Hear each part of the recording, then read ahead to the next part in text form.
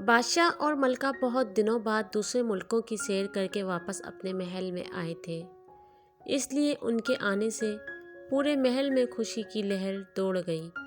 تینوں شہزادے سلطان ارسلان، رضوان اور ان کی چھوٹی بہن شہزادی سلطانہ سب بہت خوش تھے۔ وہ چاروں بہن بھائی بادشاہ اور ملکہ کے ساتھ نہ جا سکے تھے۔ بادشاہ اور ملکہ کے محل سے چلے جانے سے وہ اداس ہو گئے تھے کیونکہ وہ انہیں بہت یاد آتے تھے۔ ان سے جدائی کے دن انہوں نے بڑی مشکل سے کاٹے تھے۔ بادشاہ اور ملکہ چہروں سے کچھ پریشان نظر آ رہے تھے۔ شہزادی سلطانہ تو چھوٹی تھی، اس لیے ان کی پریشانی کی طرف اس کا دھیان ہی نہیں گیا۔ وہ ان تحفوں کو دیکھ دیکھ کر خوش ہونے لگی جو بادشاہ اور ملکہ اس کے لیے دوسرے ملکوں سے لائے تھے، مگر تینوں شہزادے چونکہ بڑے تھے، اس لیے انہوں نے بادشاہ اور ملکہ کی پریشانی بھانپ لی تھی۔ انہیں اس بات پر بھی حیرانی تھی کہ دونوں نے اپنی ایک ایک آنکھ بند کر رکھی تھی اور ایک ہی آنکھ سے ادھر ادھر دیکھ رہے تھے۔ ان کی پریشانی اور ایک بند آنکھ دیکھ کر بڑے شہزادے سلطان نے پوچھا، ابا حضور، نصیب دشماں طبیعت تو کہیں ناساز نہیں؟ آپ کچھ پریشان نظر آتے ہیں۔ آپ نے اور امی حضور نے اپنی ایک ایک آنکھ بند کر رکھی ہے، کوئی تنکا یا پتنگا وغیرہ تو نہیں پڑ گیا ہے؟ حکم ہو تو ہم نکال دیں۔ بادشاہ نے دوسری آنکھ بھی کھولتے ہوئے اداسی سے جواب دیا، شہزادے، ہم کچھ نہیں، بہت پریشان ہیں۔ واپسی کے سفر کے دوران جانے کیا بات ہو گئی ہے کہ ہمیں اور آپ کی امی کو ایک ایک کے دو دو نظر آنے لگے ہیں۔ اس وقت ہمارے سامنے تم چاروں کھڑے ہو مگر ہمیں 8 نظر آ رہے ہو۔ ملکہ بھی ایک نہیں دو دو دکھائی دے رہی ہیں۔ ایک آنکھ بند کر لیں تو ٹھیک نظر آتا ہے۔ ملکہ نے بھی اپنی دوسری آنکھ کھول لی تھی۔ وہ بولی، میری بھی یہی حالت ہے، میں بھی اس وقت 6 شہزادوں اور 2 شہزادیوں اور 2 بادشاہ سلامتوں کو دیکھ رہی ہوں۔ ایک آنکھ سے دیکھوں تو ایک ایک ہی نظر آتے ہیں۔ چاروں بچے یہ بات سن کر گھبرا گئے اور پریشانی کے عالم میں ایک دوسرے کو دیکھنے لگے۔ بادشاہ نے ان کی گھبراہٹ محسوس کر لی۔ وہ اس بات پر بہت خوش تھا کہ اس کے بچے اپنے ماں باپ سے بہت محبت کرتے ہیں اور اسی لیے ان کی تکلیف کا سن کر پریشان ہو گئے ہیں۔ انہیں تسلی دینے کی خاطر اس نے کہا، فکر کی بات نہیں، جب ہم ایک آنکھ بند کر کے دیکھتے ہیں تو ہمیں ہر چیز پھر ایک ہی نظر آتی ہے۔ ہم ایک آنکھ سے ہی دیکھتے دیکھتے زندگی گزار لیں گے۔ منجلے شہزادے ارسلان نے جلدی سے ایک کنیز کو بھیج کر شاہی طبیب کو بلوا لیا۔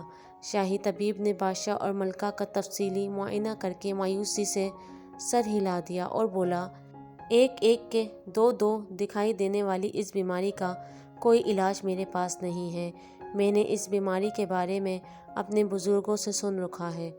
بادشاہ سلامت اور ملکہ صاحبہ صرف اسی صورت میں ٹھیک ہو سکتے ہیں کہ جادو کے پہاڑ کی چوٹی پر لگے عجیب و غریب رنگ برنگے درختوں سے سیب توڑ کر لائے جائیں اور انہیں کھلا دیے جائیں۔ اس کے علاوہ کوئی علاج کارگر ثابت نہیں ہوگا۔ مگر اس جادو کے پہاڑ پر پہنچنا آسان کام نہیں۔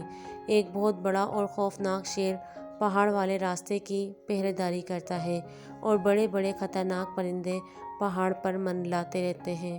بڑا شہزادہ سلطان بولا، کوئی بات نہیں، ہم تینوں جادو کے پہاڑ پر سے سیب لائیں گے۔ ہم سے اپنے بابا حضور اور امی حضور کی پریشانی دیکھی نہیں جاتی۔ اس وقت بادشاہ کی دونوں آنکھیں کھلی ہوئی تھیں۔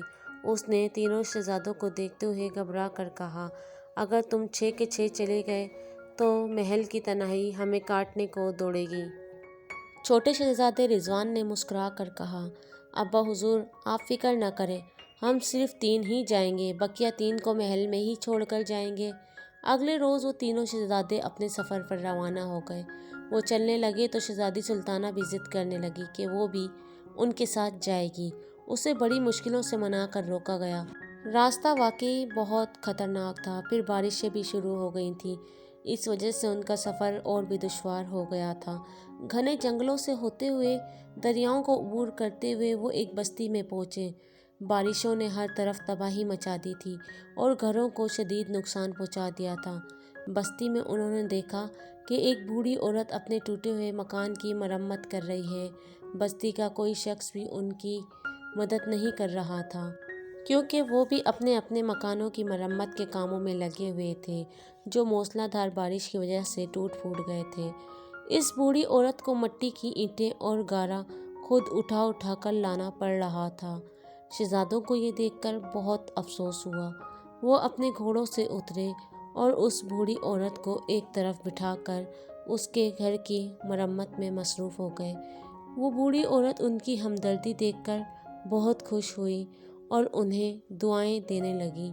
شام تک بہت سارا کام ہو چکا تھا اور مکان کی تھوڑی سی مرمت باقی تھی۔ شہزادوں نے ارادہ کیا کہ باقی کام کل کریں گے۔ انہوں نے بوڑھی عورت کو اشرفیوں سے بھری تھیلی بھی دی اور اس سے درخواست کی کہ وہ ان کے کھانے پینے کا انتظام کرے اور انہیں اپنے گھر میں رات گزارنے دے۔ بوڑھی عورت بہت غریب تھی۔ اشرفیاں دیکھ کر خوش ہو گئی اور ان کے ٹھہرنے کا بندوبست کر کے ان کے لیے کھانا تیار کرنے لگی۔ کھانے کے بعد اس نے شہزادوں کے بارے میں دریافت کیا کہ وہ کون ہیں اور کہاں جا رہے ہیں۔ شہزادوں نے اس سے بتایا کہ وہ اس ملک کے شہزادے ہیں۔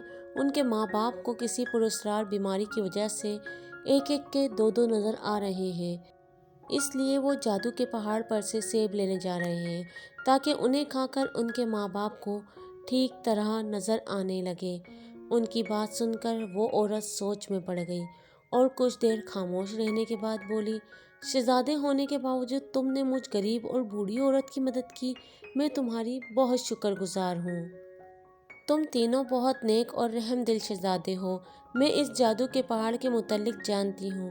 اس کی خاصیت یہ ہے کہ جو بھی اس پر چڑھنے کی کوشش کرتا ہے اس کے قدم پہاڑ پر جم جاتے ہیں۔ وہ کتنا ہی زور لگا لے اپنے قدم آگے نہیں بڑھا سکتا، بس ایسا ہی لگتا ہے جیسے اس کے پاؤں کسی نے جکڑ لیے ہیں۔ پھر اس پر چڑھنے والے راستے پر ایک شیر بھی ہوتا ہے۔ جب اس انسان کے پاؤں پہاڑ سے چپک جاتے ہیں تو وہ شیر اس پر حملہ کر کے اسے ہڑپ کر جاتا ہے۔ یہ بات سن کر شہزادے پریشان ہو گئے۔ شہزادہ عرفان نے کہا، یہ تو بڑی مشکل ہو گئی ہے۔ جب ہمارے قدم ہی چپک جائیں گے تو ہم اس خون خوار شیر کا کیسے مقابلہ کریں گے اور پہاڑ کی چوٹی پر کیسے پہنچیں گے؟ تم لوگوں کو پریشان ہونے کی ضرورت نہیں ہے۔ تم نے میری مدد کی ہے، میں تمہاری مدد کروں گی۔ بوڑھی عورت نے کہا، اب تم لوگ کھانا کھا کر آرام کرو، کل اپنے سفر پر روانہ ہو جانا۔ مشقت کا کام کرنے کی وجہ سے تینوں شہزادے بہت تھک گئے تھے۔ کھانا کھا کر جو وہ لمبی تان کر سوئے ہیں تو انہوں نے دوسرے روز کی ہی خبر لی تھی۔ اگلے دن انہوں نے جلدی جلدی مکان کا بقیہ کام نمٹایا۔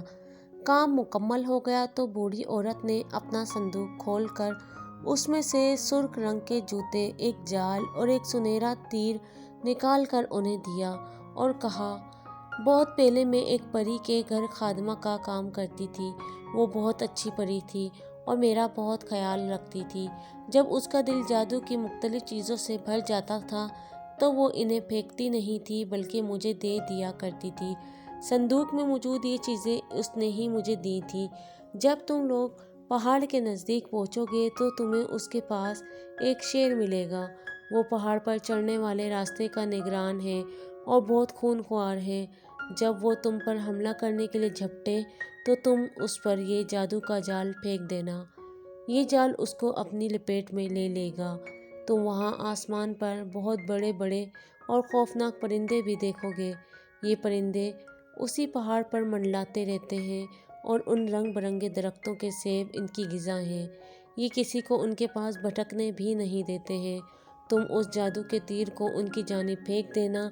یہ بجلی کی سی تیزی کے ساتھ ان سب کا ایک ایک کر کے خاتمہ کر کے دوبارہ تمہارے پاس آ جائے گا۔ جب ان خوفناک پرندوں کا خاتمہ ہو جائے تو پھر تم میں سے کوئی ایک یہ جادو کے جوتے پہن کر پہاڑ پر چڑھ جائے۔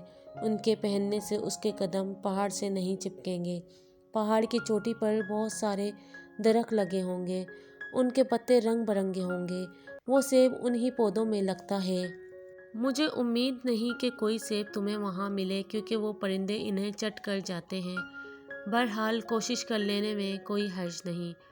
بوڑھی عورت کی اس بات نے انہیں تھوڑا سا پریشان کر دیا تھا کہ پرندے ان سیبوں کا صفایا کر دیتے ہیں اور ہو سکتا ہے انہیں وہاں کوئی سیب نہ ملے۔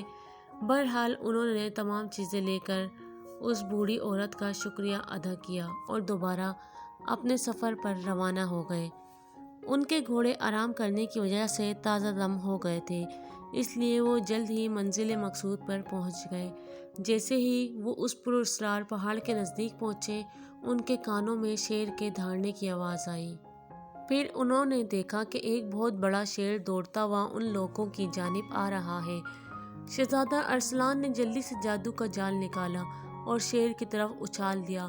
جال اڑتا ہوا گیا اور شیر پر جا گرا اور اسے اپنی لپیٹ میں لے لیا۔ شیر بے بس ہو گیا اور تیز آواز میں دھاڑتے ہوئے جال سے نکلنے کی جدوجہد کرنے لگا۔ عین اسی وقت انہیں اپنے سروں کے اوپر پروں کے پھڑپھڑانے کی آوازیں سنائی دیں۔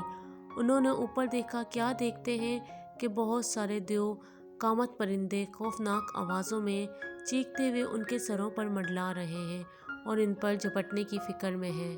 سب سے چھوٹے شہزادے رضوان نے جادو کا سنہرا تیر نکالا اور ان پرندوں کی جانب اچھال دیا۔ ایک بجلی سی کڑکی اور جادو کا تیر برق رفتاری سے آسمان پر اڑتے ہوئے پرندوں کی جانب لپکا اور پل کے پل میں ایک کے بعد ایک ان کا خاتمہ کر کے دوبارہ شہزادہ رضوان کے پاس آ گیا۔ راستہ صاف دیکھ کر بڑے شہزادے سلطان نے بوڑھی عورت کے دبے ہوئے جادو کے جوتے پہنے اور بھاگ کر پہاڑ پر چڑھ گیا۔ وہاں اس نے رنگ برنگے درخت دیکھے جو قطار در قطار نظر آ رہے تھے، مگر اسے بہت مایوسی ہوئی، ان پر سیب نہیں لگے ہوئے تھے۔ اسے بوڑھی عورت کی بات سچ لگی، ان پرندوں نے سارے سیب کھا لیے تھے۔ شہزادہ سلطان نے سوچا کہ ان کا یہاں آنا تو بے سود ہی رہا۔ نا امید کے عالم میں اس نے ہر درخت کا جائزہ لینا شروع کر دیا۔ بہت ڈھونڈنے کے بعد اسے ایک درخت میں ایک سیب نظر آ ہی گیا۔ وہ گھنے پتوں میں چھپا ہوا تھا، اس لیے پرندوں کو نظر نہ آ سکا تھا۔ شہزادہ سلطان نے اس کو غنیمت جانا اور اسے توڑ کر اپنی جیب میں رکھ لیا اور بھاگ کر پہاڑ پر سے اتر کر اپنے بھائیوں کے پاس آ گیا۔ اس نے اپنے دونوں بھائیوں کو بتا دیا تھا کہ اسے صرف ایک ہی سیب ملا ہے۔ وہ بہت افسوس کرنے لگے۔ جب وہ واپسی کے لیے مڑے تو شیر نے گڑ گڑا کر کہا، مجھے آزاد کر دو، میں وعدہ کرتا ہوں تمہیں کوئی نقصان نہیں پہنچاؤں گا۔ شہزادوں کو اس پر رحم آ گیا، انہوں نے اسے آزاد کر دیا اور وہ بھاگ کر پہاڑ پر چڑھ کر نظروں سے غائب ہو گیا۔ شہزادہ ارسلان نے جادو کے جال کو بھی اپنے تھیلے میں رکھ لیا اور پھر تینوں شہزادے واپسی کے سفر پر روانہ ہو گئے۔ وہ سب سے پہلے بوڑھی عورت کے گھر گئے اور جوتے، تیر اور جال کو اس کے حوالے کر کے اس کا شکریہ ادا کیا۔ شہزادوں نے اسے بہت ساری اشرفیاں بھی دیں، جنہیں پا کر بوڑھی عورت خوش ہو گئی۔ ایک رات اور ایک دن کے سفر کے بعد تینوں شہزادے خیریت سے محل پہنچ گئے۔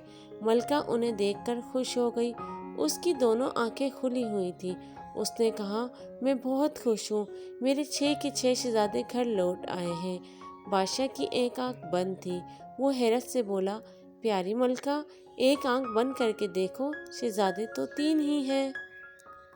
ملکہ شہزادوں کے صحیح سلامت لوٹ آنے پر بہت خوش تھی، اس لیے بادشاہ کی بات سن کر ہنس پڑی اور اپنی ایک آنکھ کو ہاتھ سے ڈھانپ کر شہزادوں کو دیکھنے لگی۔ شہزادہ سلطان اداسی سے بولا، امی حضور، وہاں درخت سے ہمیں صرف ایک ہی سیب ملا ہے۔